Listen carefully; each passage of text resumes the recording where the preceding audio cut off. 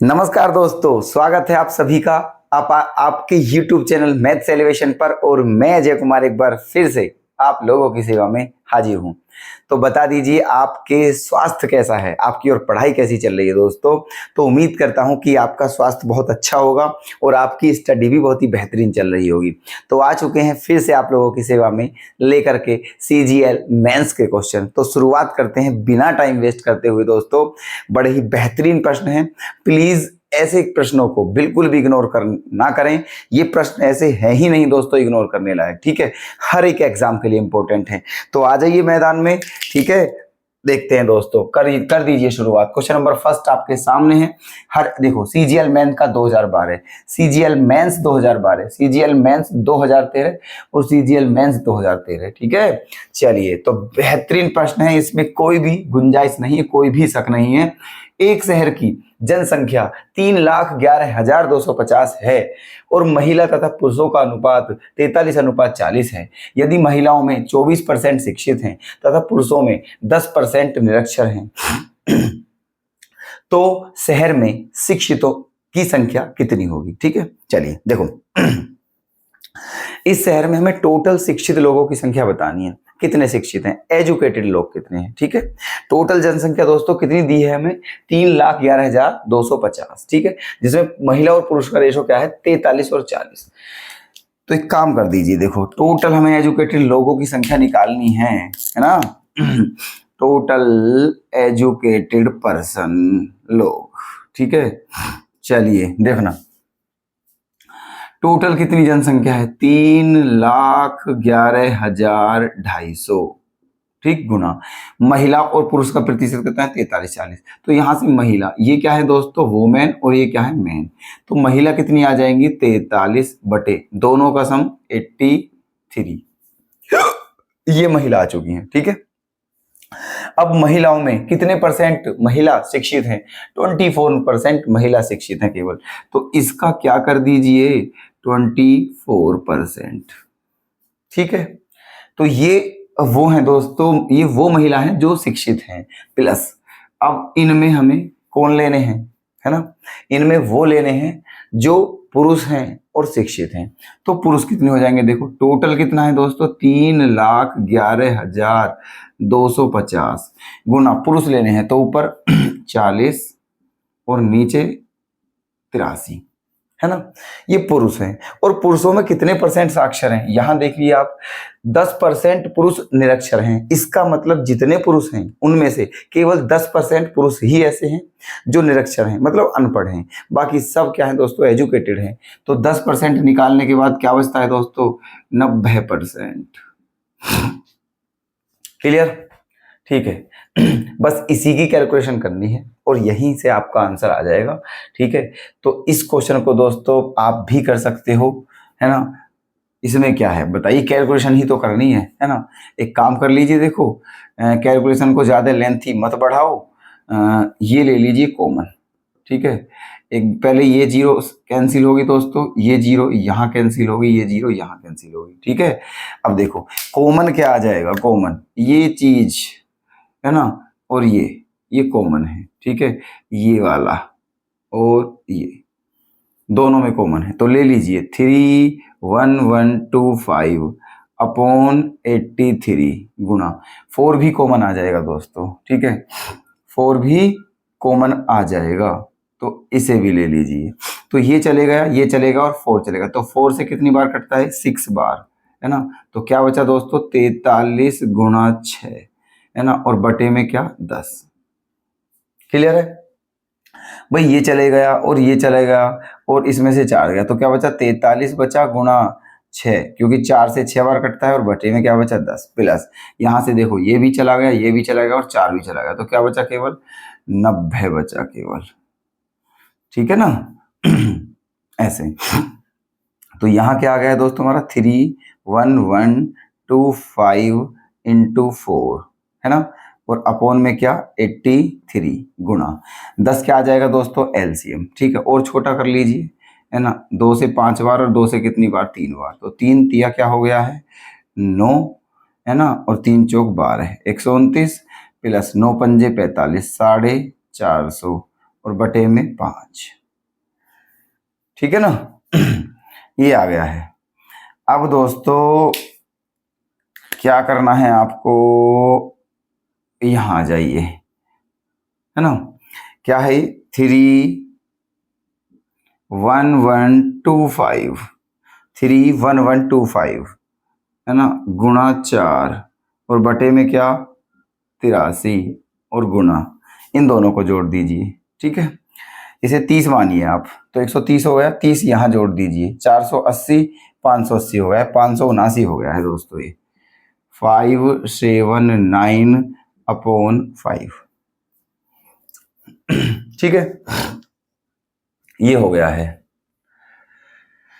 अब क्या करना है, अब बस इसमें दोस्तों कैलकुलेशन है। ठीक है, थोड़ी सी लेंथी है कैलकुलेशन।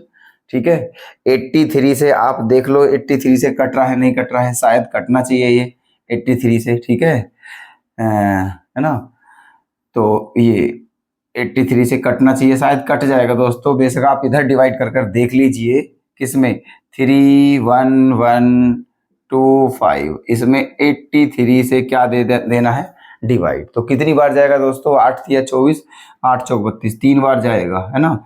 तो 3 तिया 9, 3 अट्ठे 24, ये आ गया है। 11 में से 9 गया, 2 बचा, 10 में से 4 गया, 6 बचा। ठीक है, फिर क्या ले लिया 2। अब 8 पंजे 8 सत्ते 56, 8 सत्ते 7 बार जाएगा दोस्तों, तो 7 तिया 21, 2 7 अट्ठे 56 और 2 58, 2 में से 1, 12 में से 8 गया 4। ठीक है, फिर क्या उतार लिया 5। अब कितनी बार जाएगा, 5 बार, 5 तिया 15, 5 अट्ठे 40। ठीक है, 5 बार, 375 बार कट जाएगा दोस्तों इससे ही। ठीक है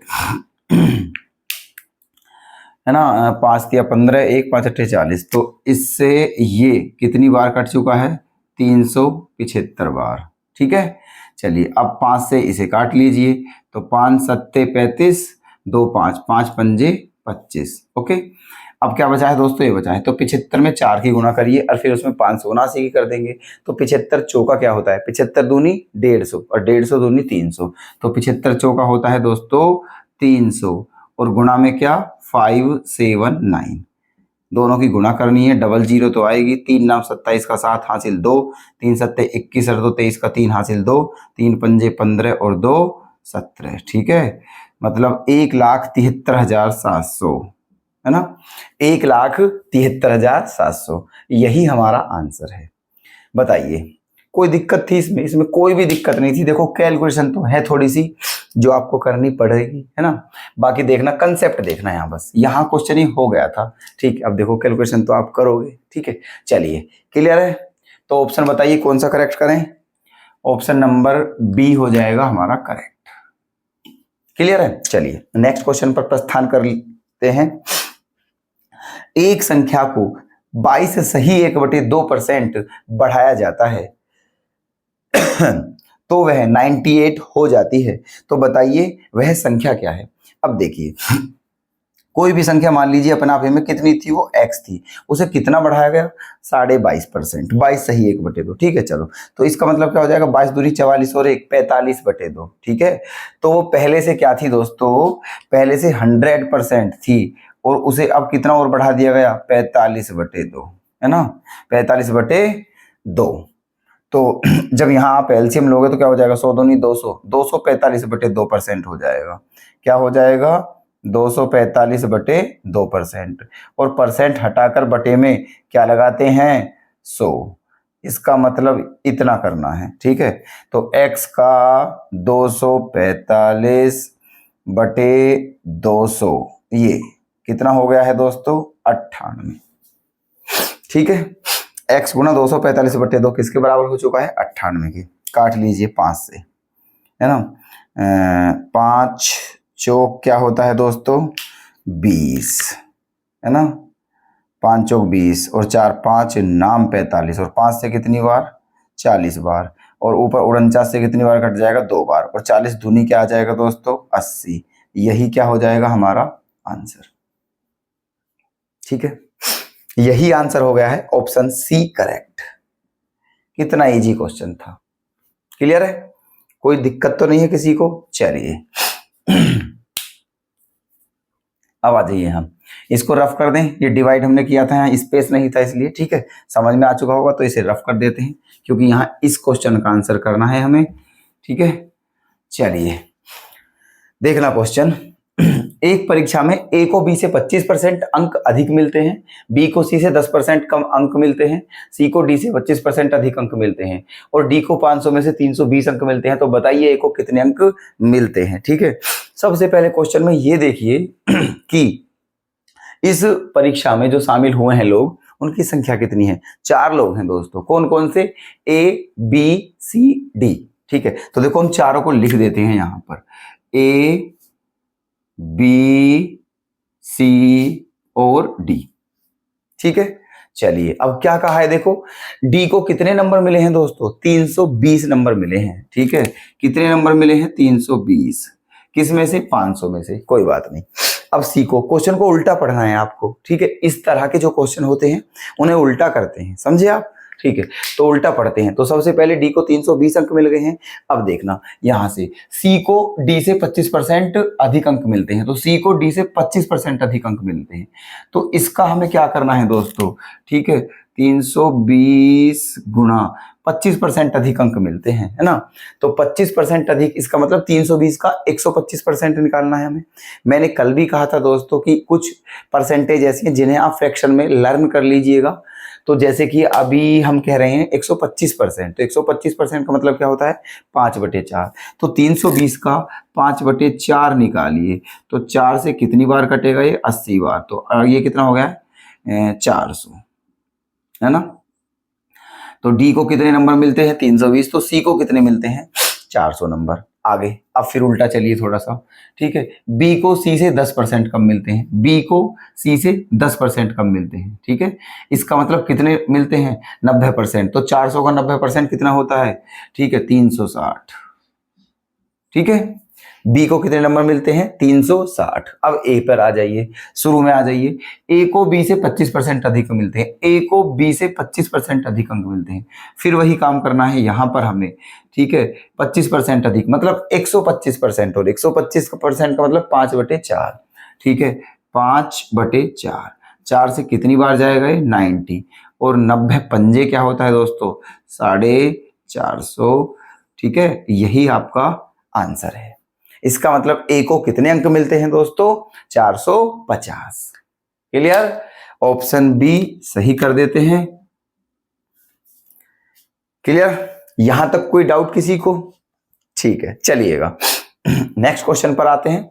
इसमें क्या दिया हुआ है, देखो 40, 50 तथा 60 छात्रों के 3 समूह एक परीक्षा में शामिल हुए, है ना, और उनकी सफलता का प्रतिशत क्रमशः 100%, 90% तथा 80% है। तो तीनों समूह को मिलाकर सफलता का प्रतिशत क्या होगा, ठीक है। ये हमारा क्वेश्चन है, ठीक है। ध्यान से देखना दोस्तों, यही लास्ट क्वेश्चन है हमारा, ठीक है। और प्लीज बहुत ध्यान से देखना, बड़ा अच्छा प्रश्न है, सारे ही अच्छे प्रश्न है, वैसे कोई भी क्वेश्चन इग्नोर करने लायक है ही नहीं, है ना। तो देखना दोस्तों कैसे करेंगे इस क्वेश्चन को। तो क्या दिए थे, 3 ग्रुप दिए थे हमें, ठीक है ना। 3 ग्रुप, है ना। पहले ग्रुप में कितने स्टूडेंट हैं, 40, दूसरे में कितने स्टूडेंट हैं, 50, ठीक है, और तीसरे में कितने स्टूडेंट हैं, 60। ओके, तो चलिए देखो अब हमें क्या करना है, सफलता का बताना है हमें। क्या बताना है, सफलता का। तो देख लीजिएगा तीनों समूह को मिलाकर सफलता का प्रतिशत क्या है। अब एक बात बताइए, जो पहला समूह है ये फर्स्ट समूह है दोस्तों, पहला ग्रुप, ठीक है। ये दूसरा ग्रुप है और ये तीसरा ग्रुप है, ठीक है। पहले ग्रुप में कितने स्टूडेंट हैं, 40, दूसरे ग्रुप में 50 और तीसरे में 60 हैं, ठीक है। चलिए पहले ग्रुप में जो सफल होते हैं वो कितने परसेंट हैं, 100%।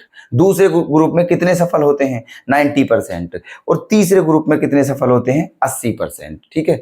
तो एक बात का इसका मतलब ये हुआ, पहले ग्रुप में 40 स्टूडेंट हैं और 40 के 40 ही पास हो जाते हैं, ठीक है। हमें प्रतिशत बताना है, टोटल, है ना, टोटल परसेंटेज निकालना है, ठीक है। तो पहले में कितने स्टूडेंट हैं दोस्तों, 40, और 40 के 40 ही क्या होते हैं, पास।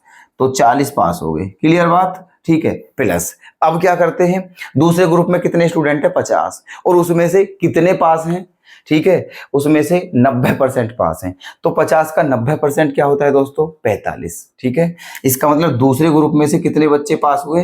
45। क्लियर? ठीक है, आगे तीसरे ग्रुप में कितने स्टूडेंट हैं? 60। तीसरे ग्रुप में 60 स्टूडेंट हैं। ठीक है, तीसरे ग्रुप में कितने स्टूडेंट हैं? 60।